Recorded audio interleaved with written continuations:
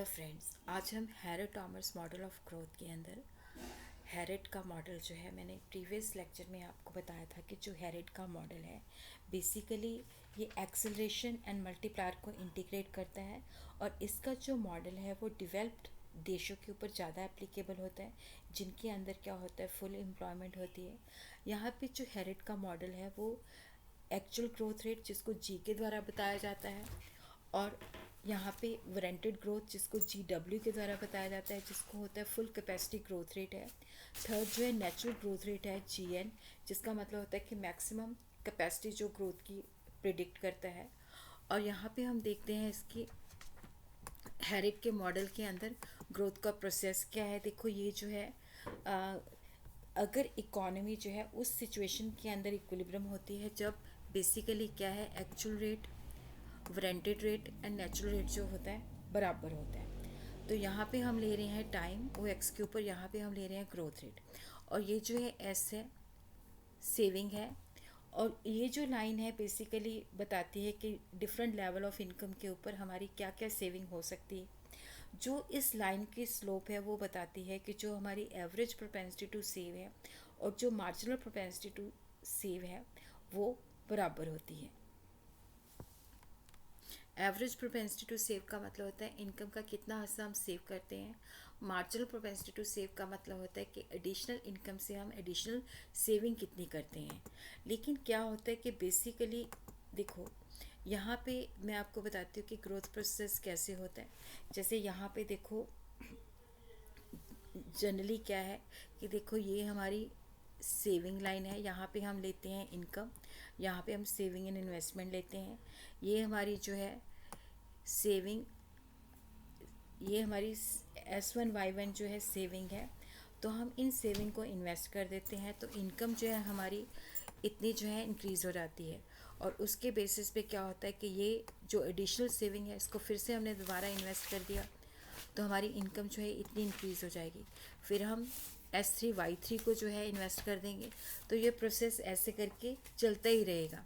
और ये जो हमारा बेसिकली क्या है, ये Y1 L1 है, ये Y2 L2 है, ये Y3 है। बेसिकली ये जो शो करता है ये हमारा कैपिटल आउटपुट रेशो है, जिसको हम कांस्टेंट मानते हैं। लेकिन क्या है कि देखो जो इकोनॉमी की ग्रोथ है हमेशा स्टेडी नहीं होती, इसके अंदर कुछ ना कुछ डिस्टर्बेंस होती है। बेसिकली क्या होता है कि अगर हमने फुल एम्प्लॉयमेंट अचीव करना है, तो हमारा जो एक्चुअल ग्रोथ रेट है, जो वारंटेड ग्रोथ रेट है, जो नेचुरल ग्रोथ रेट है, ये तीनों बराबर होने चाहिए, जिसको नाइफ एज इक्विलिब्रियम भी कह सकते हैं, जो एक्चुअल में डिफ़िकल्ट होता है। और जो क्योंकि अगर ये बराबर है तो इकोनॉमी जो होती है स्मूथली जो है ग्रोथ के पाथ पे चलती है। तो वहाँ पे एक्चुअल में क्या होता है कि वहाँ पे डिविएशंस होती हैं, इम्बैलेंसेस होती हैं। फर्स्ट सिचुएशन है जहाँ पे क्या है कि जो नेचुरल रेट ऑफ ग्रोथ है ये वारंटेड रेट ऑफ ग्रोथ से ज़्यादा है। यहाँ पे हमारा जो जी एन है that is greater than ji W, तो यहाँ पे देखो जी एन ऊपर है, जी डब्ल्यू नीचे है। इसका ये मतलब होता है कि जो जी है, जो एक्चुअल ग्रोथ रेट है, ये भी वारंटेड ग्रोथ रेट से ज़्यादातर ज़्यादा ही होएगा। तो यहाँ पे बेसिकली जो सिचुएशन होती है फुल एम्प्लॉयमेंट की होती है, बूम की सिचुएशन होती है, इन्फ्लेशनरी सिचुएशन होती है। और यहाँ पे बेसिकली क्या होता है कि जो कैपिटल फॉर्मेशन है वो कम होती है, और जो पॉपुलेशन की ग्रोथ रेट है वो ज़्यादा होती है। और यहाँ पे क्या होता है कि लॉन्ग रन के अंदर क्या होता है कि एम्प्लॉयमेंट अपॉर्चुनिटीज़ नहीं होती, और जिसकी वजह से बेरोज़गारी आ जाती है। प्रॉफिट्स बहुत ज़्यादा होते हैं क्योंकि हमारी जो डिज़ायर्ड इन्वेस्टमेंट है वो ज़्यादा होती है। तो यहाँ पे हमारी सेविंग को इनकरेज करना चाहिए ताकि हम high level of employment achieve कर सकें बिना किसी इन्फ्लेशन के। उसी तरह ही देखो जो सेकंड सिचुएशन है,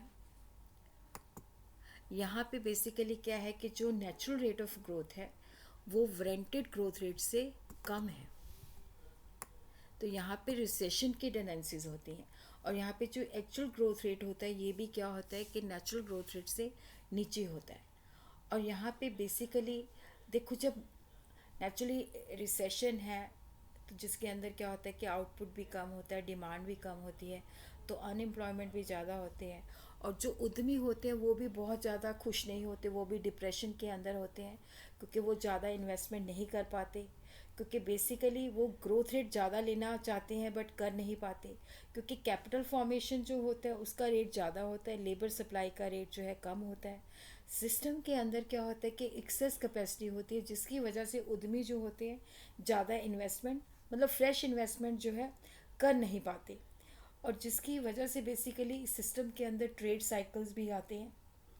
और जो स्टेडी जो स्मूथ मतलब स्टेडी का मतलब होता है कि स्मूथ बिना किसी डिस्टरबेंस के हमने वो ग्रोथ नहीं अचीव कर पाते।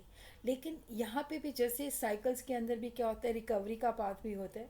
तो यहाँ पे जो डाउनवर्ड ट्रेंड होता है, जो हमेशा मतलब जो इकोनॉमी नीचे जा रही होती है, सिचुएशन नीचे जा रही होती है, तो ये भी हमेशा के लिए नहीं होती, क्योंकि बेसिकली कंजम्पशन लेवल जो है एक सीमा तक नीचे जा सकता है, उसके बाद नहीं जा सकता। तो उसके बाद क्या होता है कि जो एंटरप्रेन्योर हैं वो देखो अपनी इन्वेस्टमेंट जो है उसको रिड्यूस नहीं करते, कि फ्यूचर के अंदर हो सकता है रिकवरी पीरियड हो, तो उनको ज़्यादा प्रॉफिट मतलब हो सकता है इकोनॉमी रिकवर हो जाए तो रिसेशन से वो बूम के अंदर चले जाएं। और यहाँ पे एक्चुअल रेट ऑफ ग्रोथ जो है, ये जो थर्ड सिचुएशन है, यहाँ पे एक्चुअल रेट ऑफ ग्रोथ जो होता है वारंटेड रेट ऑफ ग्रोथ से ज़्यादा होता है, जिसको हम कह सकते हैं GW/CR=G/C।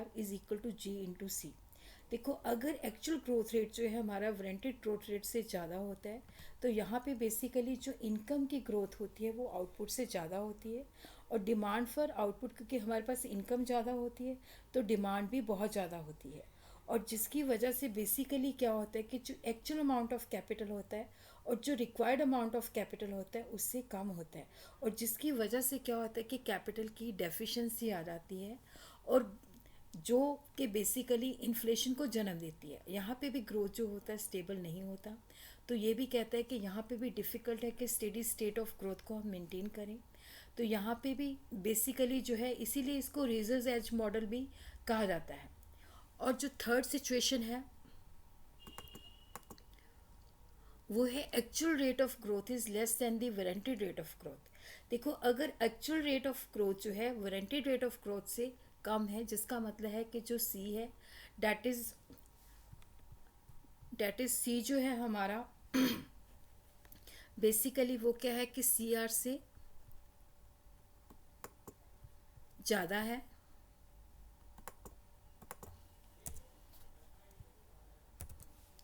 Growth rate of income जो है that is actual rate of growth जो है that is less than the warranted rate of growth.